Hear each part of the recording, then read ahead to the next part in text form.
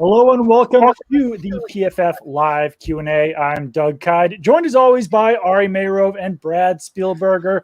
Crazy day already with the NFL trade deadline coming tomorrow. Just to recap some news, Von Miller traded to the Broncos. Derrick Henry possibly out for the season with a foot injury. Jameis Winston tore his ACL. A lot else going on to discuss on today's show. But Ari, how are you doing today? Doing really well, and it's been a crazy day, like you said, Doug, and it's only going to get even busier. The trade deadline is tomorrow at 4, and we're expecting some more fireworks here in the NFL. It's never a dead period here with this league. Hey, Brad, how are you doing today? Doing well, yeah. Like it's a full year calendar in the NFL, and I know this isn't breaking news. Obviously, it's the trade deadline, but as Ari said, we are expecting more moves to happen as the day goes on, and maybe into tomorrow. So stay tuned because Von Miller is just the beginning. Yeah, the Von Miller deal, we'll start off with that since it is the most recent piece of news. LA Rams really going all in, which is something that they've shown a willingness to do pretty frequently recently, and this is their latest big-time move. Reportedly traded a second and third round pick in the 2022 NFL Draft to the Broncos to pick up Von Miller. And really, Von Miller, the best edge rusher that the Rams have had in recent memory. He will really boost that defense, especially matching up or pairing with Aaron Donald there, who's rushing from the middle.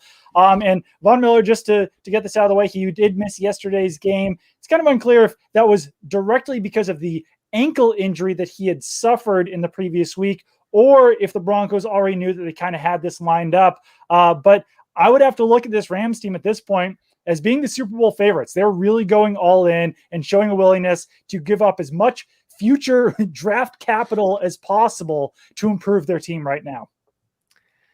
Yep, you're 100% right, Doug. And this is not new to us. Like, the Rams have always been the type of team who would just go all out and try to make moves to improve their roster. They've traded a first-round pick for Stafford, a 2 and a 3 for Von Miller. So it's not something new. And you really have to give a bit of a tip of the hat to George Paton, who was willing to go out and trade a star player, someone who means a lot to Denver, a Super Bowl MVP in the final year of his contract, a team that is, over 500 right now, or 4-4 at the moment in the AFC West. They're right there, I believe, a game and a half out of first place, and they make this move because you're getting a second and third round pick for a player on an expiring contract. It's a very tough thing to do, especially, as they said, when you are in the division. How are you supposed to go into your locker room right now and say, hey, we're trading one of our best players, even though we're still pretty much in it here in the AFC? But he's looking at this roster and saying, we might not be the team that could win it all this year. Let's continue to try to build what we have here. He got a 6-year contract there to be the general manager in Denver, and he wants to build a team that's going to be good for the long term. And this was the move to make here, trading Von Miller. I think it's very important to highlight GM George Paton in Denver.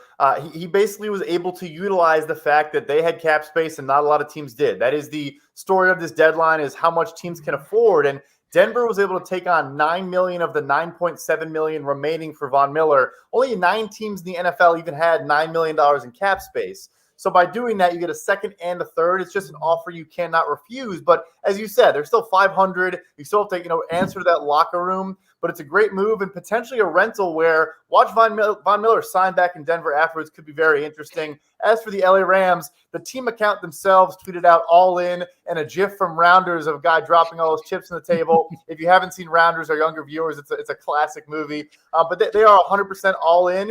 And I know J.J. Watt got hurt, but my younger brain realizing that J.J. Watt, Chandler Jones, Von Miller, and Aaron Donald are all in the NFC West. It's just crazy, the power struggle and this race for the NFC. And the Rams, I agree, are now, in my mind, the clear favorite as well. The ability for the Rams to eat that $9 million really has to improve the draft capital that they received in that trade. I don't see any way that they would have got second and third round picks if they weren't willing to take on that $9 million and eat that salary before trading Von Miller. So definitely a good position that they were in there. The other big piece of news this morning, and the other biggest piece of news this morning, Derrick Henry potentially out for the season. It seems like it depends on what exactly the injury is. There was one report, I believe it was Ian Rappaport of NFL Media, who said that it's possible he could come back in 8 weeks. So if the Titans make the playoffs, maybe he's back for that. Otherwise, Mike Vrabel did say that he's undergoing Derrick Henry's undergoing foot surgery tomorrow morning. So they definitely are expediting this process. Derrick Henry actually finished the game yesterday after injuring his foot. You saw him on the sideline with his shoe off. That's probably around when that injury occurred, but he did wind up finishing that game. Wasn't overly effective, but certainly impressive that he was able to stay on the field. But the Titans have a massive question now at the running back position, because last week they put Darrington Evans, the draft pick from, I think it was last year, on injured reserve for the second time. So now he is out for the season. The only other running back that they have on their 53-man roster is Jeremy McNichols, who's really been more of a pass-catching back this season for the Titans. So they're going to have to scour the waiver wire, where Jordan Wilkins got waived on Saturday. Maybe they could claim him if a team doesn't jump in front of them and get him instead. They'll be searching throughout free agents. It's already been reported that Adrian Peterson will be coming to Tennessee for a workout. Can't imagine that he would be the only one doing that.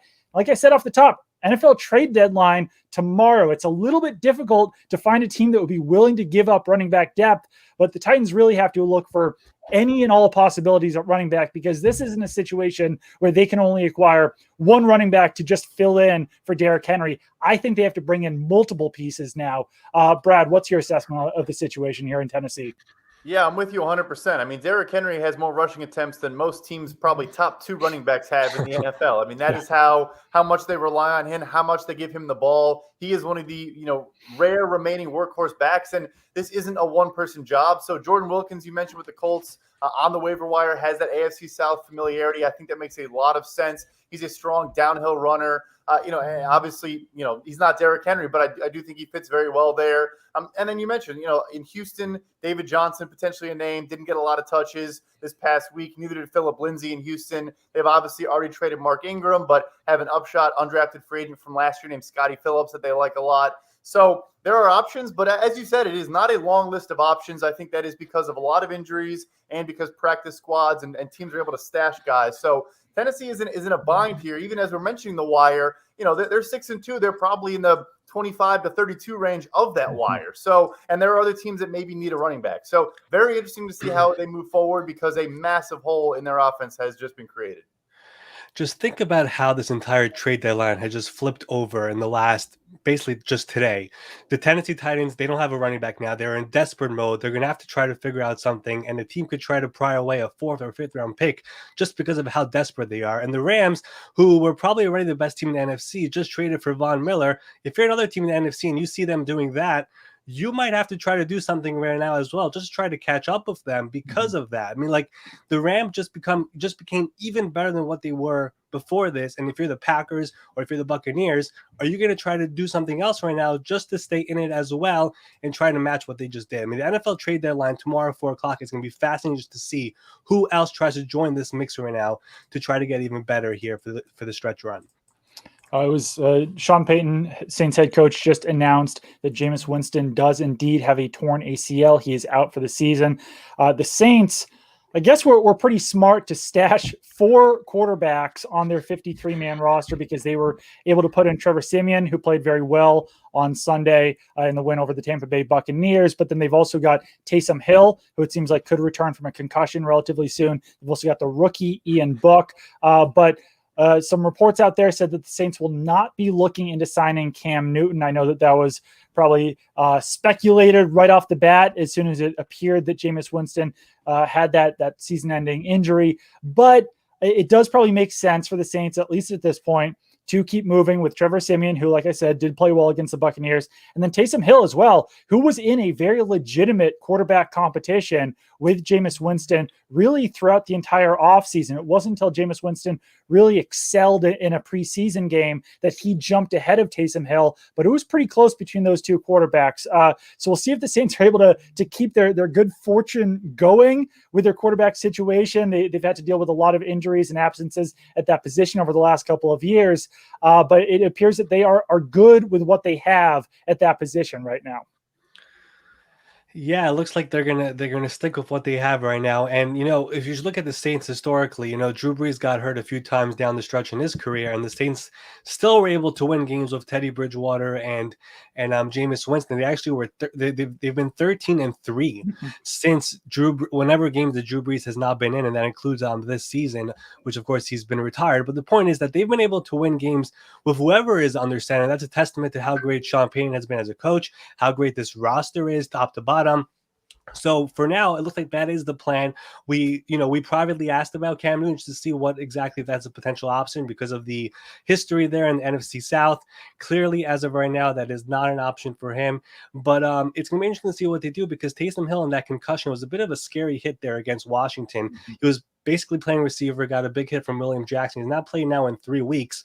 They didn't put him on IR, which suggests that they believe he'll be back sooner rather than later.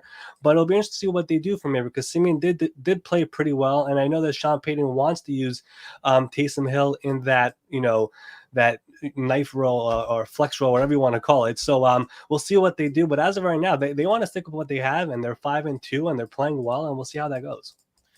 I agree it's most likely they stick with what they have, but I do think there is an outside chance. And one name that just jumps out to me is Tyrod Taylor in Houston. And you mentioned also teams maybe leveraging a team's desperation, like for a running back trade. We saw the Rams actually trade a 4th-round pick for Sonny Michel before the season when they lost Cam Akers, and that obviously proved to be, a bit of a silly move because Darrell Henderson has been, a true workhorse back. But if I'm Houston and New Orleans reaches out about Tyrod Taylor, I think they could get a decent trade return. And for all you make of Tyrod Taylor, the fact that he's obviously been a starter and then been benched or, had an unfortunate, incident with the Chargers doctor, but he led the Buffalo Bills to the playoffs not that long ago. And this is Sean Payton we're talking about. So I think he could find a way to use Tyrod Taylor in an effective manner. And if you're Houston, at this point, why not see what you have in Davis Mills? I get he struggled. They were down 38-0 to the Rams, but your season doesn't matter, and you use this high 3rd-round draft pick on him. I don't really see a reason why you wouldn't just let him keep playing and maybe get a mid-round draft pick for a Tyrod Taylor. So I would explore that if possible. Let's talk about some other trade possibilities with the deadline really coming up in about 26 hours, 27 hours, something like that. The Von Miller move was interesting to me just because that tells me that the Broncos might be willing sellers at the trade deadline, despite the fact that they are 4-4. ESPN's Adam Schefter actually mentioned Melvin Gordon as a potential trade possibility, though he did say that was unlikely. They do also have Javonte Williams in their backfield. So if you look at a team like the Tennessee Titans, you probably couldn't do much better than to get Melvin Gordon in there. They would probably have to pay a hefty price to get someone like Melvin Gordon. But I'd also look at the wide receiver situation there. They've got a lot of good wide receivers. Tim Patrick, who knows, maybe a wide receiver needy team could be interested in him. And then one other team that we were just talking about before this is that the Giants play tonight, and they're another team with a lot of decent quality wide receivers on their roster. And if Kadarius Toney continues to emerge, maybe Darius Slayton gets a little bit buried on that depth chart. He does still have 2 years left on a rookie deal, so it might make sense for the Giants to keep him around. But there are teams out there like the Saints that could really use some quality wide receiver play. The Chiefs, they still need that number 2 wide receiver in their offense. So there are some possibilities out there for teams to acquire some talent. Ari, any specific teams that you're looking at or any specific players that could be on the move? Yeah, I mean, it's interesting. You mentioned the Giants and the receivers. I think their tight end, Evan Ingram, is a name to watch as well. Final year of his rookie contract. The Giants lose tonight to the Chiefs. Maybe they look to deal him. Another tight end, final year of his contract, Hayden Hurst in Atlanta. Another team that lost yesterday might be basically out of the playoff picture now, so they could look to trade him. New GM over there as well, of Terry Fontenot, maybe add another draft pick for your haul. And then I think it's just worth mentioning 2 guys who just didn't even travel with their teams yesterday. Melvin Ingram in Pittsburgh, Deshaun Jackson with the Rams. Both guys have been in trade rumors. We'll see what ends up happening with them, but them not traveling with the team is a sign that something is expected to happen there. Yeah, the Deshaun Jackson piece is interesting, obviously, with the Von Miller move, and it looks like that might eventually just lead to a cut. And even though Deshaun Jackson has a lot of guaranteed money in his one-year deal signed this offseason, the Rams can actually net out pretty much even with the about $700,000 it's reported they're bringing in with Von Miller. Even if they have to cut Deshaun Jackson, he potentially signs elsewhere and gets offsets. They could recoup most of that. So that might end up being all they ultimately do there. Although I do think the Los Angeles Chargers should explore a move for Deshaun Jackson. I think they need that take the top off the defense element. Not that Mike Williams can't do that a little bit himself as well, but I think that team needs another option in the passing game. They've been shut down 2 weeks in a row now, obviously. And then you mentioned Denver as well, another name that's already been mentioned a lot, but cornerback Kyle Fuller. There are a lot of cornerback needy teams in the league. Fuller also has a big salary. He had a $9.5 million salary signed this offseason, but Denver showing they're willing to eat that money, as we've discussed, for a better draft pick. I think it's a smart strategy. They still do have some room to do that if they wanted to explore eating some of his salary to convince a team to, again, pay up and pay more, which is what the Rams did. I think that'd be a great idea for Denver. Just on the Rams real quick, with them bringing in Von Miller, if they want to get him in the building and on the team as quickly as possible, then maybe that does accelerate a move for Deshaun Jackson as well, simply just to open up a roster spot if they do just decide to cut bait or try to swing some sort of trade. Right before we go, I know that this isn't directly related to the trade deadline, but I did think it was at least fun yesterday that a lot of backup quarterbacks had success in the NFL. So I wanted to just play a quick game with you guys real quick, judging solely on what happened yesterday with Mike White, Cooper Rush, Trevor Siemian. Which one of those quarterbacks are you going to give that 2-year, $10 million contract that those backup quarterbacks with one good game under their belt sometimes will garner? Brad, I'll start off with you. I think it'll be Trevor Siemian. I feel like he's been that guy. He's been traded a couple times. When you see guys get moved around, I think it signals a lot of coaches think, hey, if I get my hands on this player, I think I could run an offense. Obviously a limited ceiling, but he's bounced around. He's learned a lot of different playbooks. So what if Trevor Siemian does stay the Saints quarterback? They use Taysom Hill in that gadget role instead. And just like Teddy Bridgewater a couple years ago, he somehow signs a 2-year, $30 million deal that some team ultimately regrets about 6 weeks later. What about you, Ari? Well, I don't know which guys are going to get a contract, but I was just impressed by what Mike White did yesterday for the Jets. I mean, we talked about this last week, Doug, that the Jets didn't sign any veteran quarterback. They have a rookie offensive coordinator, rookie head coach, rookie quarterback, and for some reason, Mike White was the backup. I know they traded for Joe Flacco later, which a different story, but they kept Mike White, and here he comes against the number 1 seed in the AFC against the Bengals, and he just torches them. And what he did is something. It's probably worth noting that he kept on taking the easy passes, throwing to the running back, something that Robert Saleh said Zach Wilson should do, play boring sometimes. Mm-hmm. And he did that yesterday, and it worked. And running backs got a lot of big plays on those dump off passes, and the Jets upset the Bengals there in the Meadowlands. It was really impressive. I know a lot of my friends over here had the Bengals in Survivor Leagues, and they all lost, and they're all mad about this. But that's what makes the NFL so great. Jets have 2 wins this year against the Titans and the Bengals, the 2 hottest AFC teams coming into the week. Expect the unexpected in the NFL any given Sunday. That's what we saw there yesterday. I would also say that I was probably most impressed by Mike White, just with the weapons that he has in New York, going up against a quality team in the Bengals. And it was interesting. Robert Saleh said that, could the Jets move forward with Mike White as their starting quarterback? He said anything is possible. Yeah, anything is possible, but I don't think that that's very possible after taking Zach Wilson second overall. But that will do it for this week's PFF Live Q&A. Follow Ari on Twitter at MySportsUpdate. Follow Brad on Twitter at PFF_Brad. Give me a follow at Doug Kyed. Keep it on PFF.com for all the latest with the NFL trade deadline coming, like I said, Tuesday at 4 p.m. Eastern time.